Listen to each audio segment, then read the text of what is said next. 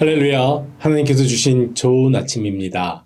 가정에서 함께하는 새벽 예배 2월 7일 수요일 아침입니다. 우리 함께 찬송가 310장 하나님의 은혜로 함께 찬양하며 나가겠습니다.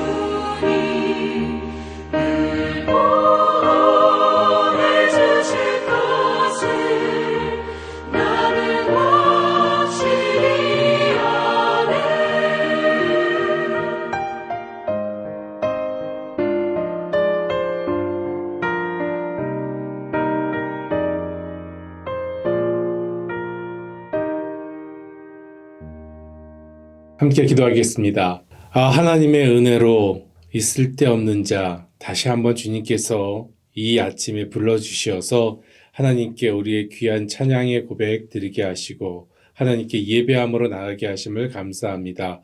오늘도 하나님의 은혜로 시작하고 끝마치는 하루 될 수 있도록 주여 저희와 함께 동행하여 주시옵소서.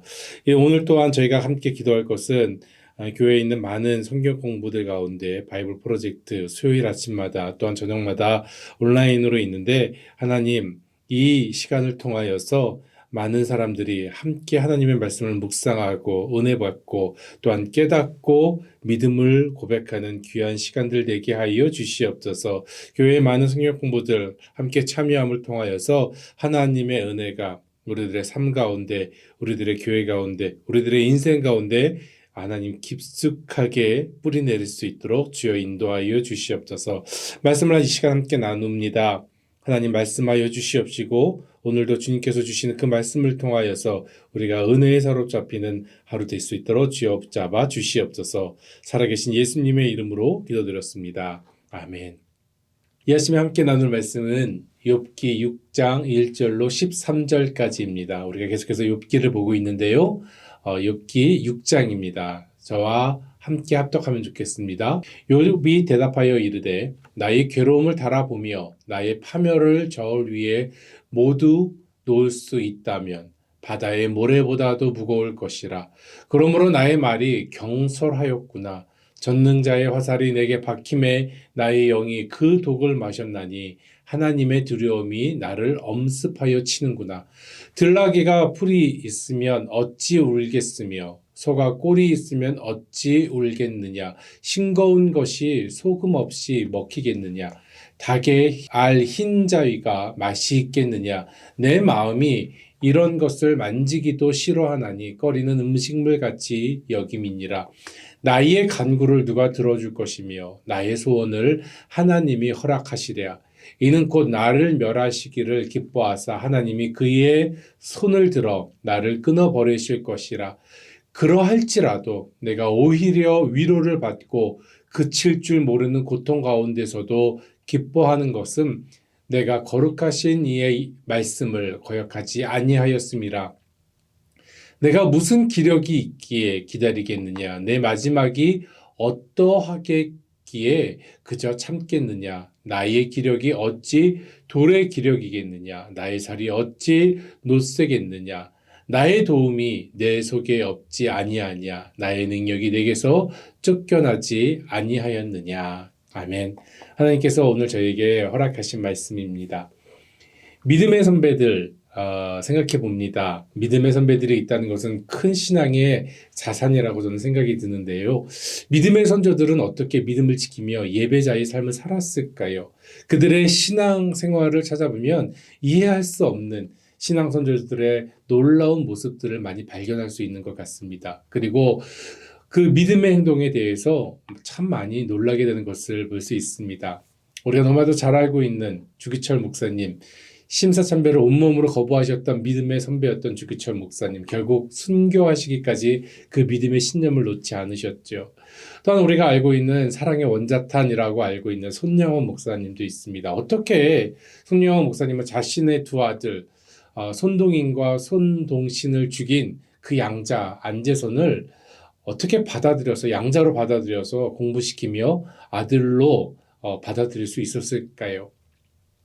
결국 손영원 목사님께서는 공산당에게 복음을 전하시다가 순교하셨게 됐는데 목사님의 장례에 친아들을 죽이고 양자가 된 안재선이 상주가 되었다고 하는 기록을 보게 되었습니다. 일반적으로 세상을 사는 사람이면 결코 용서할 수 없는 원수들일 것입니다. 하지만 예수님의 말씀, 내 원수를 내 몸과 같이 사랑하라 하신 이 말씀 모든 신앙인들이 들어서 알고 있는 말씀입니다. 주님의 말씀 그대로 그 말씀 그대로 손영원 목사님은 말씀을 직접 실천하셨다는 것이지요. 이 선배의 이야기는 우리 믿음의 후배들에게 어떻게 믿음을 지키고 행함 있는 신앙인의 삶을 살아야 하는지에 대해서 잘 알려주고 있는 듯합니다. 우리가 하나님을 머리로만 이해해서 믿는다면 그것은 결코 온전한 믿음이라고 할 수 없을 것입니다. 머리로 이해하고 믿는다는 것 어떤 건가요? 논리적으로 합당해야 하고 과학적이어야 합니다. 하지만 하나님의 자녀가 된 우리의 믿음, 예수님의 제자로 우리의 주님의 십자가를 붙잡는 제자의 믿음은 그런 믿음은 아닌 것 같습니다. 히브리서 11장에 믿음에 대해서 잘 설명하고 있지요. 믿음은 우리가 바라는 것들에 대해서 확신하는 것입니다. 또한 보이지 않지만 그것이 사실임을 아는 것입니다. 라고 분명하게 이야기하고 있습니다. 우리는 2월 달에 욥기를 통하여서 욥의 고난에 대해서 매일 아침 묵상하고 있습니다. 여러분 한번 질문해 보기 원합니다. 여러분은 욥의 고난을 이해할 수 있겠습니까? 사실 쉽지 않습니다. 욥의 고난을 이해한다는 것은 그렇게 쉬운 명제는 아닌 것 같습니다. 이 땅에서 한평생을 살면서 우리는 여러 가지 고난을 당하게 됩니다. 특히나 외롭고 의지할 곳 없는 이 이민자의 삶을 살아가다 보면은 다들 모두 개인 이민사 책 한 권씩을 쓸 수 있을 것 같은 그런 많은 외롭고 힘든 어려운 고난들이 있었습니다. 하지만 그렇다고 해서 욥과 같은 고난을 당한 사람도 없을 것 같습니다. 욥은 누구보다도 풍요로운 삶을 살았던 것을 우리가 1장에서 보았지요. 하지만 그 모든 것이 순식간에 사라졌습니다. 심지어 그의 육체에도 온몸에 종기가 나서 제밭으로 변한 자신의 재산 위에서 질그릇으로 온몸을 긁고 있는 모습입니다. 정신적으로, 육체적으로 한계에 이른 욥의 모습이지 아닐 수 없습니다. 그의 가장 가까운 사람, 사랑하는 아내까지도 뭐라고 이야기합니까? 저주를 퍼부으면서 죽으라고 소리치고 있습니다. 이보다 더 절망적이고 모든 것이 엉망일 수 있을까요? 모든 것이 절망인 욥에게 친구들이 위로를 하기 위하여 먼 길을 찾아왔습니다. 아마도 친구들도 큰 결단을 하고 일주일 이상 걸어서 욥을 방문하러 온 것 같습니다. 그렇게 찾아왔건만 욥의 처참한 모습 앞에 이 친구들 역시도 위로할 말을 찾지 못해서 일주일간 그 옆에서 침묵으로 지키고 함께 있었습니다. 이 상황이 이해할 수도 없고 이 상황을 이해되지도 않았습니다. 그런데 그냥 일주일 동안 같이 옆에 있으면서 결국 엘리바스라고 하는 친구가 이제서야 입을 열었습니다. 입을 열었는데 그의 말이 위로는커녕 더 큰 고통으로 욥에게 다가왔다는 것이지요. 생각해 보길 원합니다. 같은 고난을 당한 자만이 그 고난의 그 고통의 아픔을 알 수 있습니다. 같은 고난을 당하지 않았다면 그 위로가 사실은 어설픈 위로가 될 수 있고 그들에게 더 큰 고통도 될 수 있다는 것이지요. 제 개인적인 이야기를 나누길 원합니다. 병든 분들을 위해서 신방을 할 때가 종종 있었습니다. 지금도 가끔 종종 신방을 하게 됩니다. 많은 중환자들을 만나면서 저는 제 나름대로 위로하겠다고 그렇게 위로해주고 왔습니다. 곧 나으실 거예요. 이렇게 얘기했습니다. 제 생각에는 그게 최고의 위로라고 생각했습니다. 그런데 지금 이 시간 와서 생각해 보니까 참 후회됩니다. 후회가 되는 제 발언이었던 것 같습니다. 병문안 환자들의 병이 더 깊어지고 어떤 분들은 돌아가시는 분들을 보게 되면서 책임감 없는 내 말에 대한 후회가 밀려왔습니다. 책임감 없이 그냥 그들에게 마지못해 희망을 준 것 같은 것은 아닌지 모르겠습니다. 그냥 듣기 좋은 말만 한 것 같은 죄책감도 지금 생각해보면 들고 있습니다. 생사화복의 주관자는 하나님이시며 하나님만이 아시는데 제가 경솔하게 한 말이 아니었나라는 생각이 드는 것입니다. 사실 저는 그분들의 아픔을 잘 모릅니다. 직접 겪어보지 못했기 때문이라는 것이죠. 가장 잘 아는 사람은 그 병을 직접 겪어본 사람이고 그만큼의 고통을 통과한 사람들이 그분들을 정말 잘 이해할 수 있을 것입니다. 욥의 친구 엘리바스의 말을 통하여 알 수 있듯이 앞으로 나오는 욥의 친구들의 말에서 알 수 있듯이 각자에게 주어진 고난을 어설프게는 위로할 수 없는 것입니다. 어설픈 위로는 위로가 아니라 더 큰 고통으로 남게 된다는 것을 우리는 앞에 있는 성경을 통하여 알게 되었습니다. 어설픈 위로와 훈계한 친구 엘리바스의 말이 욥에게 더 큰 상처로 남는 것을 보게 되었죠. 때때로 우리는 알 수 없는 고난 가운데 몰려집니다. 건강에 문제가 생기기도 하고요. 가족 때문에 고난이 있을 수도 있습니다. 경제적인 빈곤으로 인해서 오는 고난도 있죠. 죽음을 바라보아야 할 인생의 마지막 고난도 분명히 다가올 것입니다. 고난은 고통임이 분명합니다. 그러나 이 고난을 통과하며 믿음의 자녀들에게는 분명한 것이 한 가지 알게 되는 것이 있습니다. 그것이 뭐냐면 바로 우리의 영적인 준비됨, 즉 믿음의 퀄리티, 믿음의 농도를 알 수 있다는 것이지요. 고난 가운데 있는 욥을 이 시간 깊이 한번 생각해 보길 원합니다. 오늘 본문 8절에서부터 10절에 있는 말씀인데요. 제가 봉독합니다. 나의 간구를 누가 들어줄 것이며 나의 소원을 하나님이 허락하시랴. 이는 곧 나를 멸하시기를 기뻐하사 하나님이 그의 손을 들어 나를 끊어버리실 것이라.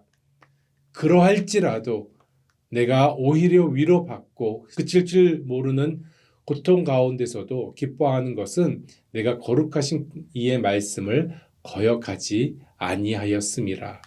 10절에 있는 말씀만 제가 쉬운 성경으로 다시 한번 봉독합니다. 그렇게 해주시면 얼마나 좋을까.